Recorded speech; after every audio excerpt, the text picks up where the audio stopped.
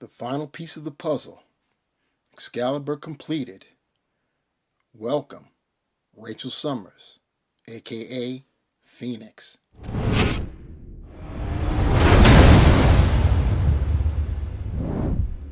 What's up, my peeps? Ruckus, back at you again.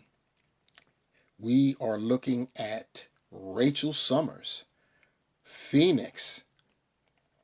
And yes, it is the completion of another Marvel superhero team, Excalibur, with the acquisition of Rachel Summers, aka Phoenix. We now have the fifth and final piece to the original Excalibur. And very happy about that. It's about time. Been clamoring for this girl for a minute, and we finally have her. And we got her in the mini comic wave. So doesn't matter how we got her, as long as we got her, right? So speaking of that, you see the comic there, and we'll take a closer look. But it is the cover of the first issue of Excalibur, and of course we see the figure and her accessories. We look to the rear, and we have the 6 figures in this wave. We have already looked at the Beast, Daredevil, and the Silver Surfer. And of course, there's a better look at that cover. And our readout in Excalibur #1, the once mutant hunting hound from a dark alternate future, Phoenix, Rachel Summers, teams up with fellow former X-Men to stop Mojo's werewolves. Yes, indeed. And yeah, Mojo isn't a very likable character. I know many of you know about that.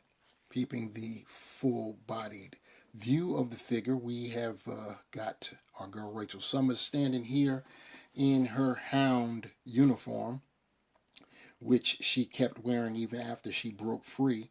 And who she broke free from was a mutant hunter called Ahab. She's from the future. She's actually Cyclops and Jean Grey's daughter from the future. She became a hound for Ahab, and the hounds were, they hunted mutants then, and they came back to the past, now our present. She eventually broke free of Ahab and regained herself. It took some time, but, she regained her personality, this, that, and the third, and she inherited her mom's powers. So she's a powerful telekinetic and telepath. And because she is a Grey, she had an affinity for the Phoenix, and so the Phoenix Force definitely hit her, touched her, whatever you want to call it, and she now can control at least an aspect of the Phoenix. She is nowhere near, where her mom is at, but still powerful enough, and that's why she has this costume. She's got the spikes. You see the spikes there running down the front of her torso and along the top and down her arms. And we got nothing going on in the rear there. And they are spiky. So just so you know. Anyway, as far as her accessories go, we saw that she came with a pair of hands. And that's where we got here. She's got a right fist and a left C grip hand, so that's cool. And she also comes with her head sculpt here, an additional one, and you can see it looks very, very very hound-like if you've read any of the stories regarding her initial appearances. These stripes and that the eyes, these stripes, believe it or not, this is how she looks naturally. These stripes are actually like tattoos. So they're markings. This is her permanent face. She uses her telepathy to mask from everybody else so her face appears normal. But this very nice head sculpt here. There's the mini comic, and like I said, it is a replica of issue 1 of Excalibur. And it looks really like the real thing. And on the flip, here's our first white rear cover for one of the mini comics, Marvel Legends series. You see the Hasbro logo down below.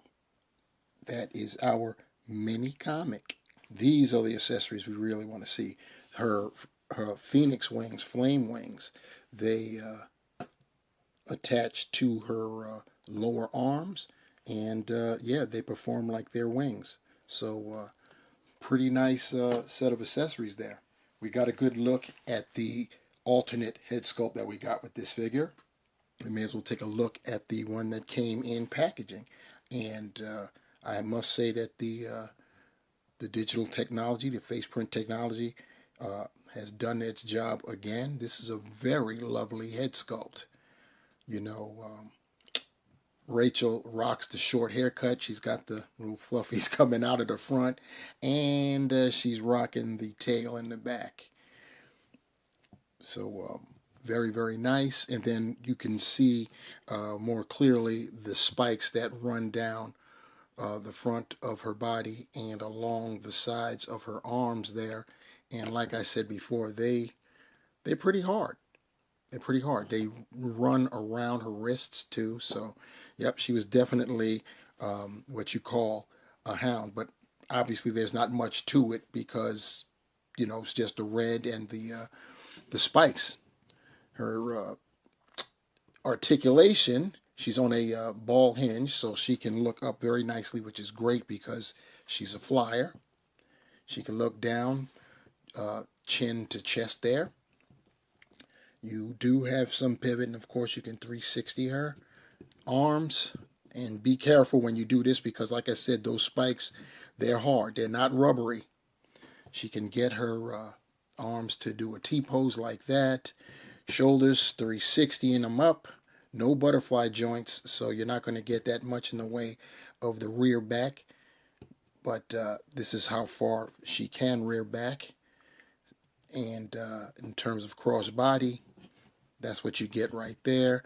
You've got the bicep swivel, double jointed elbows. You see that right there.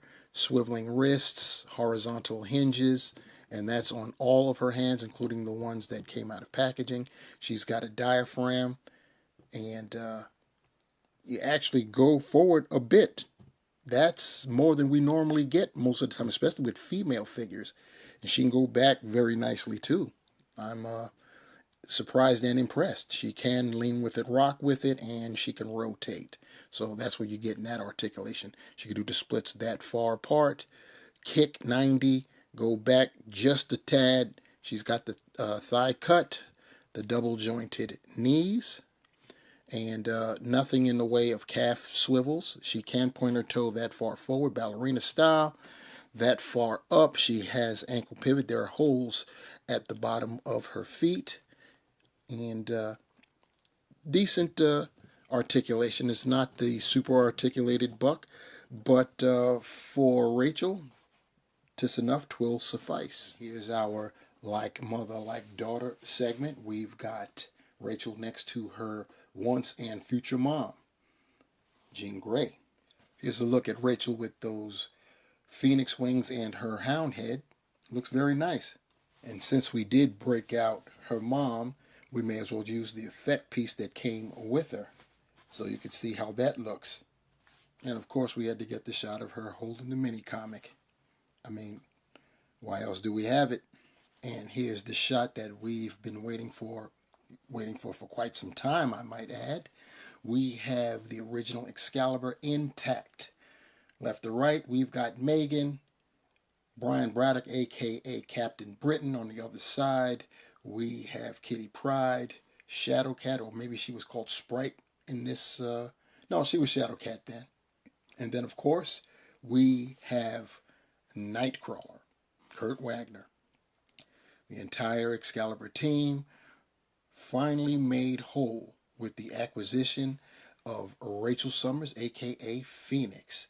And I'm going to use this shot. This is my closing shot right here because this is what we've been waiting for. As far as Phoenix, the figure, it's a, long awaited in terms of, the articulation. We've got decent articulation there. It would have been nice if we had gotten a super articulated buck, but we know we're not going to get all that. Especially when Hasbro went on and they they went on and you know, broke the bank to give us these wings. So you know, I guess beggars can't be choosers. We need to be happy that we got what we got, and especially elated that we got Rachel in the first place. I'm very happy about that. I'm glad this team has done another one. We can write the checklist. We can, you know, write off of the checklist and on to other things. You know, there's a few other teams that need to be completed. This team is no longer one of them. Anyway, that'll do it. You know, let me know what you guys think down below about Rachel Summers, aka Phoenix, as the figure and also as the final piece of the Excalibur puzzle. Let me know down below. Hit that thumbs up or thumbs down if that's how you feel. Subscribe if you haven't done so already. Hit the notification bell. You know how we do. And until next time, peace.